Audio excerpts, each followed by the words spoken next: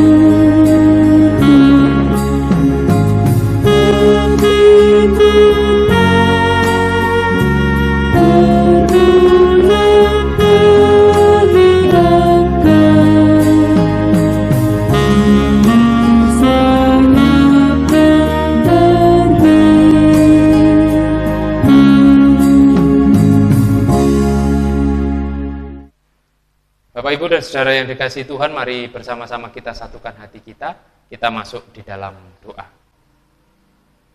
Bapa kami yang di surga, terima kasih malam hari ini kami telah berkumpul bersama-sama dengan keluarga kami untuk mengadakan ibadah keluarga.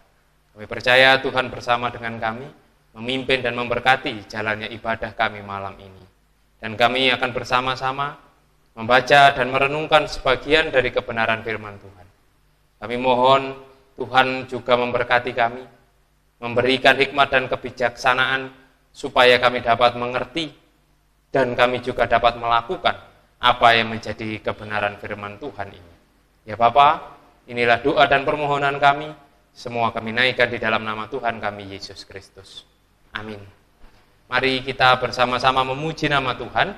Kita pujikan dari Kidung Jemaat nomor 26, bait 1 dan bait yang keempat, Mampirlah dengar doaku.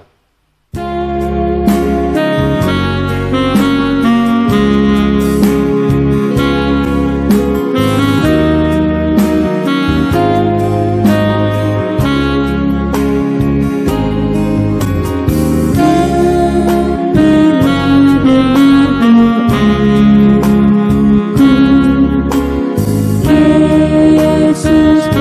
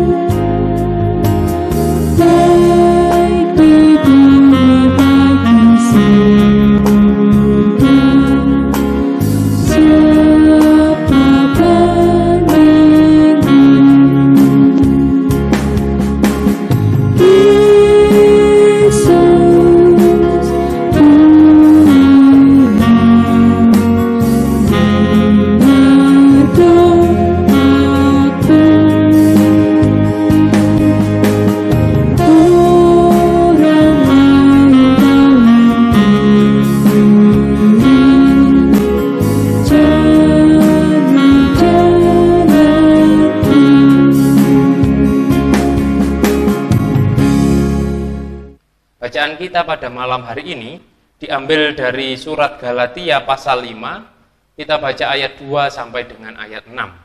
Galatia pasalnya yang kelima, ayat 2 sampai dengan ayat ke-6, yang demikian bunyi kebenaran firman Tuhan. Sesungguhnya aku, Paulus, berkata kepadamu, jikalau kamu menyunatkan dirimu, Kristus sama sekali tidak akan berguna bagi kamu. Sekali lagi aku katakan kepada setiap orang yang menyunatkan dirinya, bahwa ia wajib melakukan seluruh hukum Taurat. Kamu lepas dari Kristus. Jikalau kamu mengharapkan kebenaran oleh hukum Taurat, kamu hidup di luar kasih karunia. Sebab oleh roh dan karena iman, kita menantikan kebenaran yang kita harapkan. Sebab bagi orang-orang yang ada di dalam Kristus Yesus, hal bersunat atau tidak bersunat tidak mempunyai sesuatu arti, hanya iman yang bekerja oleh kasih. Demikianlah kebenaran firman Tuhan.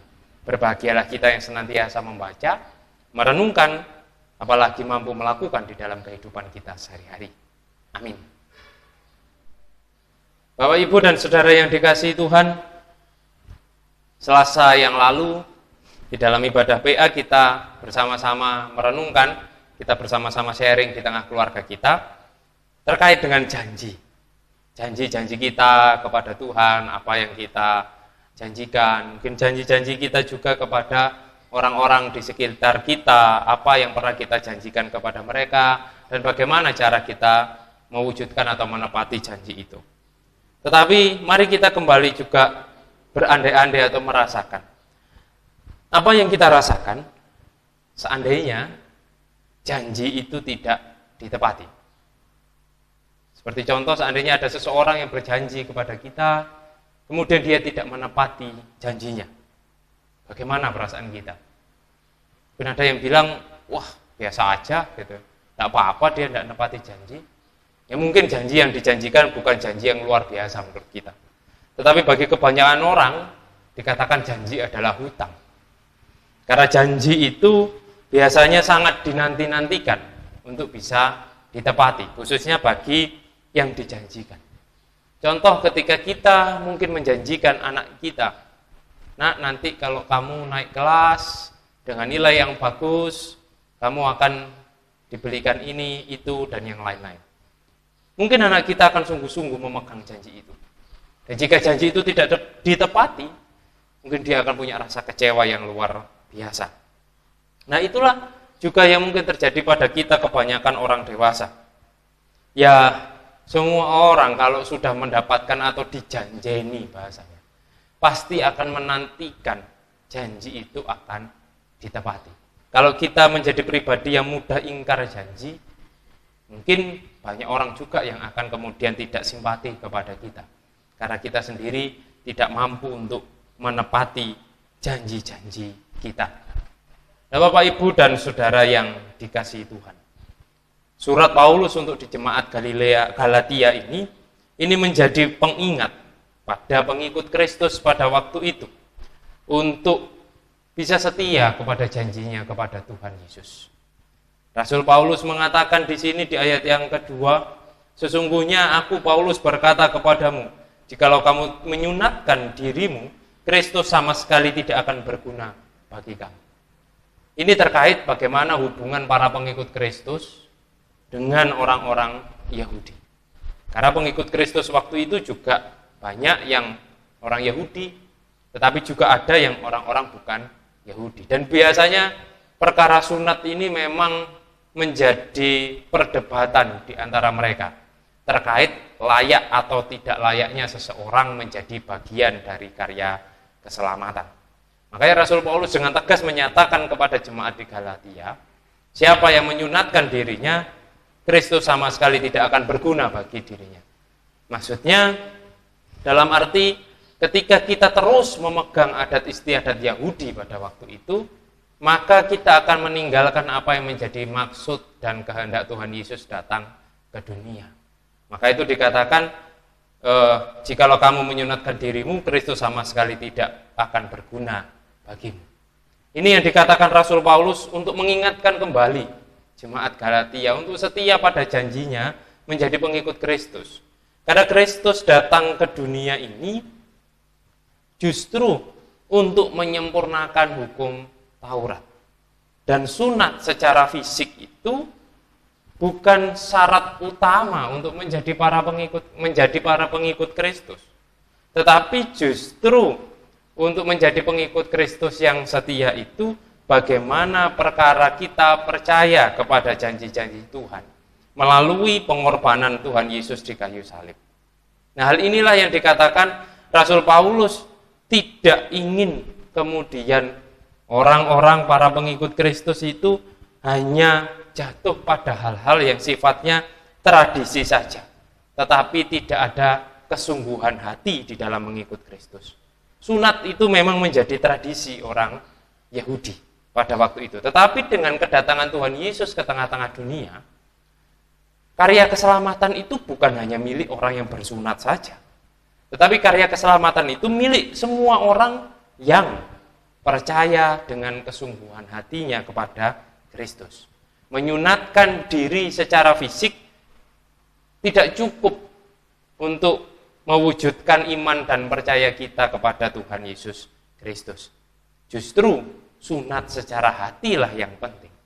Dalam arti kita meninggalkan hal-hal yang buruk, hal-hal yang tidak sesuai dengan Kristus, lalu kemudian kita mengikut Tuhan apa yang menjadi kehendak Tuhan di dalam kehidupan kita. Maka itu dikatakan di ayat yang ke-6 tadi, saya ulangi, sebab bagi orang-orang yang ada di dalam Kristus Yesus, hal bersunat atau tidak bersunat tidak mempunyai suatu arti, hanya iman yang bekerja oleh kasih. Jadi di dalam bahasa kasarnya, sunat tidak sunat itu tidak menentukan kita masuk surga atau tidak. Bukan perkara itu, tetapi perkara iman kita kepada Tuhan Yesus, perkara janji kita kepada Tuhan, itu yang penting, yang akan menentukan bagi kita ini layak masuk kerajaan surga atau tidak. Bukan hal-hal yang sifatnya tradisi saja.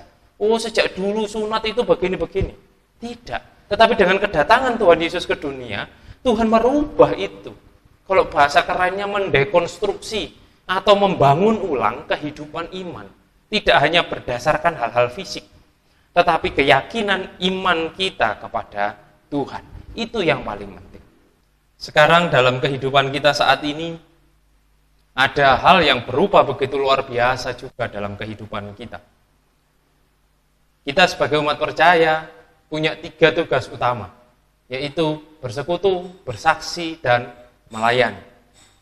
Yang sudah 3 bulan ini berubah adalah terkait persekutuan, di mana kita tidak bisa lagi bersama-sama bersekutu dengan saudara-saudara kita seiman, karena memang dengan adanya pandemi ini mengharuskan kita untuk menjauhi kerumunan-kerumunan.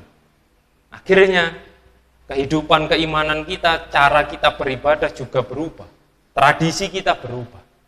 Yang biasanya kalau ibadah selalu berkumpul bersama-sama, tetapi saat ini kita lakukan di rumah kita masing-masing. Dan perubahan ini tentu bukan perkara mudah, bukan hal mudah bagi kita untuk merubah. Karena bersekutu itu sudah menjadi tradisi yang mendarah daging dalam kehidupan kita. Tapi mau tidak mau, dengan situasi ini, kita harus berubah. Dan kalau kita mengacu pada surat Rasul Paulus ini, tradisi memang bisa berubah. Tetapi yang tidak boleh berubah adalah iman percaya kita kepada Tuhan. Janji kita untuk tetap setia kepada Tuhan, itu yang tidak boleh berubah. Jadi kalau kita memang berubah karena tradisi bersekutu kita berubah, mungkin kita tidak bisa bersekutu secara fisik, tetapi kita masih bisa bersekutu melalui media sosial. Kita sudah difasilitasi dengan internet yang luar biasa, sehingga kita tetap bisa bersekutu. Kita tetap bisa mengetahui kabar saudara-saudara kita, meskipun tidak bisa bertemu secara langsung. Ibadah pun masih bisa berlangsung dengan baik, meskipun dilakukan secara online. Ini adalah perubahan terkait tradisi. Ya mau tidak mau, dengan situasi yang ada, kita harus berubah. Tetapi yang tidak boleh berubah adalah janji setia kita kepada Tuhan. Itu yang penting, Bapak Ibu. Sehingga tadi kalau di dalam surat Rasul Paulus, Ada perubahan kalau dulu yang sunat lah yang selamat. Tetapi dengan adanya pengorbanan Tuhan Yesus, bukan hanya yang sunat, bukan perkara sunat atau tidak sunat selamat itu, tapi perkara iman kita kepada Tuhan. Begitu juga dengan tradisi kita saat ini. Tradisi ibadah berkumpul bersama-sama mungkin berubah saat ini. Kita tidak harus berkumpul. Tetapi itu pun jangan sampai kemudian membuat iman kita semakin menurun. Tetapi iman kita harus semakin kuat, karena itulah janji kita kepada Tuhan. Maka kita terima perubahan ini. Di dalam bacaan kita, di dalam Alkitab ini juga banyak perubahan. Tidak masalah dengan adanya perubahan. Yang penting iman kita kepada Tuhan tidak berubah untuk selama-lamanya. Kita tetap mengikut Tuhan, kita tetap mendengarkan Tuhan di dalam kehidupan kita, meskipun ada perubahan-perubahan yang kita rasakan. Tuhan memberkati kita semua. Amin.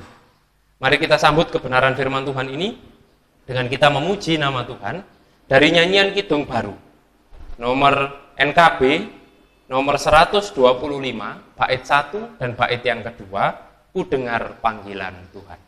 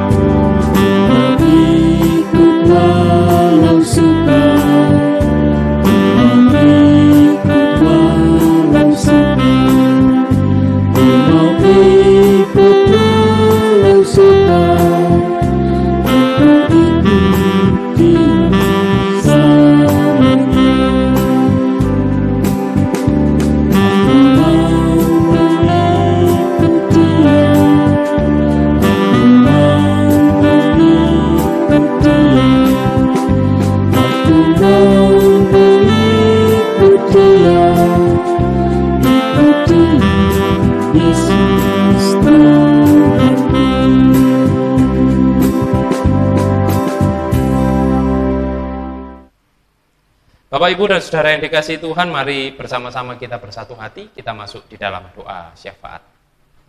Bapa kami yang di surga, terima kasih Bapa, bahwa malam hari ini kami sudah bersama-sama mengadakan ibadah keluarga di tengah keluarga kami masing-masing. Ada begitu banyak perubahan yang terjadi di dalam kehidupan kami karena adanya pandemi ini, tetapi kami yakin dan percaya bahwa perubahan-perubahan ini tidak merubah iman percaya kami. Kami tetap setia mengikut Tuhan, apapun yang terjadi di dalam kehidupan kami. Karena kami yakin Engkau adalah Allah kami yang penuh kasih, senantiasa menyertai dan memberkati kami semua. Dan pada kesempatan ini kami ingin berdoa untuk saudara-saudara kami yang sedang menderita sakit. Baik yang dirawat di rumah sakit ataupun yang dirawat di rumah, kami mohon Tuhan senantiasa memberkati dan menguatkan saudara-saudara kami, sehingga meskipun mereka sedang berada dalam keadaan sakit, tetapi mereka tetap merasakan berkat dan penyertaan Tuhan.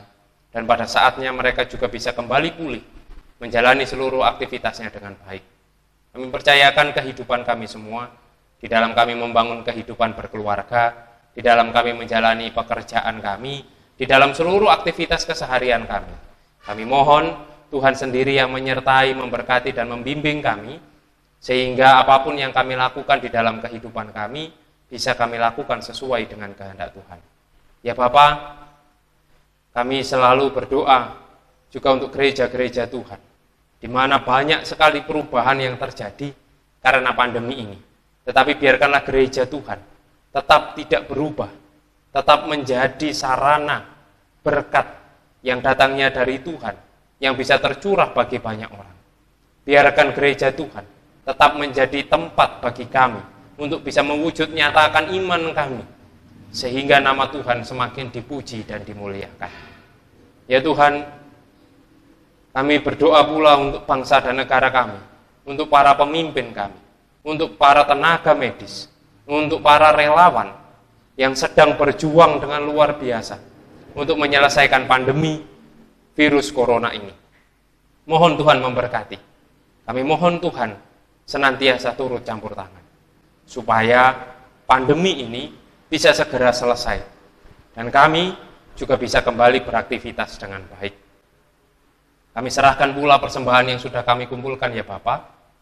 Kami percaya melalui persembahan ini, dengan berkat Tuhan, kami bisa menjalani kegiatan pelayanan di jemaat Tuhan khususnya di Mojosari dengan baik, sehingga nama Tuhan bisa semakin dipuji dan dimuliakan. Ya Bapak, kami akan mengakhiri ibadah kami. Kami serahkan kehidupan kami seutuhnya ke dalam tangan kasih Tuhan. Demikian Bapak doa permohonan kami, semua kami serahkan di dalam nama Tuhan kami Yesus Kristus, yang sudah mengajarkan doa Bapa kami yang akan kami nyanyikan bersama-sama.